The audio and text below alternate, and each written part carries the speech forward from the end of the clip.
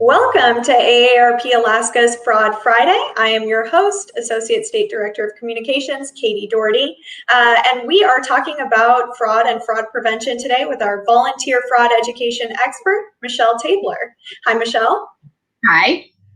So my understanding is that today we are talking about social media scams and that's a subset of identity theft. We do have a longer video on identity theft for our viewers who are interested in just getting a little bit more information. But can you tell us about social media scams, what to expect, what to look for?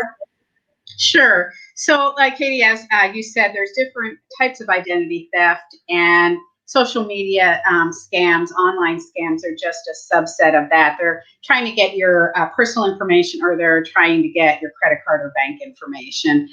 There's a financial benefit to the scammer in some way or somehow. Different types of ID theft, there's tax identity theft, there's social security number scams. Seniors tend to be targeted because they may not be technologically savvy.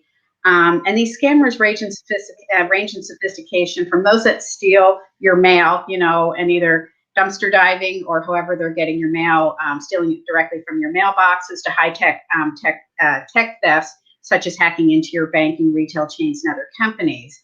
And so with social media scams, everything that you put out there is just something that they can add to their arsenal of what they know about you. Doing these quizzes online, purchasing things online, they're all things that are adding to what anybody knows about you. Putting information, doing these different quizzes and these different things that you're seeing popping up on social media. What was your favorite concert? What concerts have you gone to in the last 10 years? What types of foods you like to eat? Which of the following would you not eat? These are all things, these are the where they're gaining information. And then when you click on things, that's clickbaiting. So they're either gathering information, they're looking to see where you're going.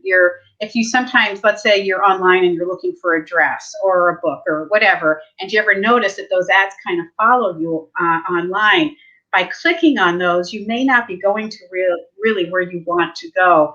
The best bet on something like that is to go directly to the website of a known retailer, but never to click on those links. I know people that have done that.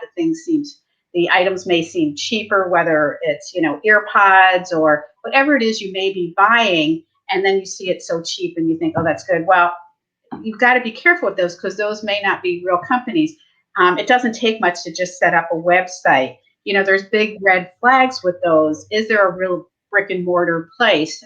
Are they just giving a phone number and not, can you actually even get through to it? Is there a customer service situation? Look at reviews on those things. Put down the name of the company and plus scams or plus fraud, and see what comes up on that. And that will can tell you whether there's been other kinds of complaints, other types of people that didn't get their merchandise even though they gave their credit card information, or the merchandise was substandard coming from some other maybe third world place where it was copying maybe a designer thing here in the U.S., but in fact it was a knockoff for it. So you've got to be so careful. Be very mindful of the personal information you post on these social media sites. Again, they're being data mined by scammers if they can gain access. All of us have had the fake friend requests on Facebook. That's where scammers have hijacked the profile of a real friend and created an alternate profile. I probably had that happen to 3 different friends in the last 2 weeks that all posted, please ignore any friend requests from me. I was hacked. And it's a hassle and a half. You got to change all kinds of passwords, and then they've gained access to your friends list. It's a tough situation. And in these situations with the fake friend requests, they message you, ask how you're doing. Maybe I haven't talked to you for a while. And then they tell you that they won a Facebook lottery or they received a free government grant and they saw your name on the list. Were you notified? Here's the number to call, or here's the link to go to it. So you just got to be careful. Those are fake things. When you look at that friend request, do you already have that friend listed? Do they just have a couple of people on there? In a different situation, either by email or phone, call that friend and see if they've been hacked and if that's really them trying to do a friend request. But for the most part, it's not going to be. Excuse me. And again, don't click on any ads that you're seeing because that's clickbaiting. And it may be taking you to somewhere where you don't want to go. It could be putting a virus on your computer. So be really careful about that. If you're interested in an item that you're seeing, go directly to a known website rather than clicking on anything. And I always advise, at least my Facebook friends, and I tell people, don't take those surveys or quizzes because, again, that's data mining. And I'm seeing this in the last month or two. I've seen it in numerous posts by other friends that are sharing posts, and I'm seeing all kinds of different things that are telling information about you. Which of the following countries have you been to? Which of the following cities have you visited? What, just all kinds of things like that. Don't ever participate in those sorts of things. Last summer, and I'm assuming it's going to happen again this summer, you see a lot of things, and it's being shared by friends because they may not know that it's a scam, that, if you do this or click on that, that you'll get a free Alaska Airlines ticket. Or you can apply here for, they're giving away free motorhome. They gave it away recently, but it turned out to be a person that was under age 18. So that person couldn't be the winner of this RV. So just click on this link and, you can win that free motorhome. And I had dozens of friends doing that last year. And of course, it automatically shares on your Facebook, so everybody's seeing it. And I just tell people, just delete that whole thing. It's a fake. It's a scam. There's no free RV out there. And don't post vacation photos while you're still on vacation, which is a big no-no, especially if there's nobody at your home. So we advise, especially if your home is unoccupied while you're gone. So just wait till you get home to post, or be really vague about when you've been to wherever it is that you're posting. Also be wary of these sweepstakes that you're seeing on these, again, just like the airlines and like the RV, but there's other sweepstakes that come up on our social media. Don't ever click on those. They're going to be fake. In fact, you want to maybe message your friends to take it down so other people don't click on it and end up in a place where it could harm their computer or cause a problem, or again, give the scammers access to your computer or to your email list.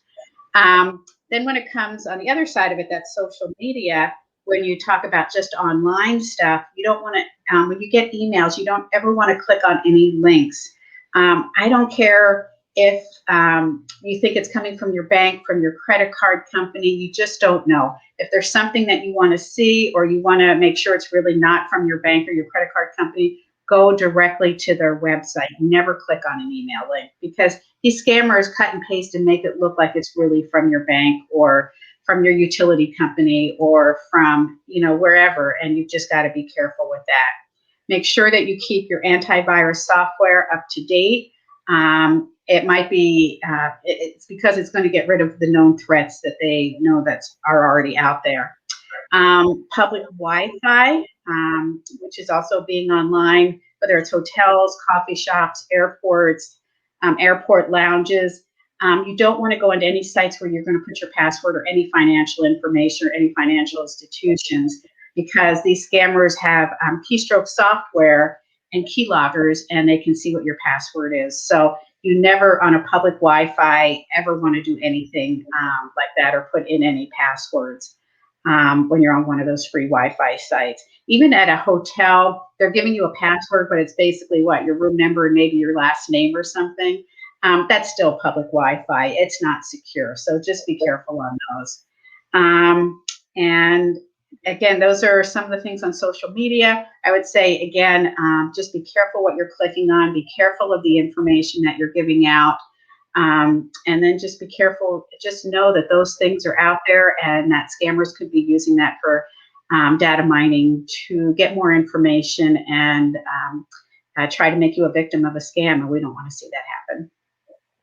Absolutely not, Michelle. And thanks for that. I think with everyone spending more time on social media, as we've spent more time inside over, the past year plus, I'm seeing a lot of survey results rolling in my friend group as well, because people are just looking at kill some time online. So good to know that that can be used against us. Thank you. Mhm. Well, that wraps up our Fraud Friday video on social media scams. Thank you, Michelle, for joining us. My pleasure. As always, we remind you to call the free AARP Fraud Watch Network helpline if you or a loved one suspect a scam. That number is 877-908-3360. Again, it's 877-908-3360. For more general information about fraud prevention, visit the Federal Trade Commission website at ftc.gov. Again, that site is ftc.gov. And we remind you to stay safe on the internet and have a great day. Thank you.